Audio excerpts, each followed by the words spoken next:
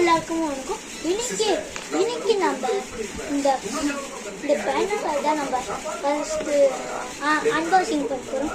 பாருங்க இந்த பைனாகுலர் நம்ம என்ன கலர் வாங்கி தெரியல. எக்ஸைட்மெண்ட் எங்க பின்னாடி ஒரு கலர் இருக்கு பாருங்க. ரேட் 75 பாருங்க. இது ரொம்ப ஸ்ட்ராங்காக இருக்கு. வெளியே எப்படி இருக்குன்னா உள்ள எப்படி இருக்கும் நம்மளுக்கு கருப்பு தான் கிடைச்சது. உள்ள எதுவுமே இல்லை. அப்போ நாங்க ஓப்பன் பண்ணி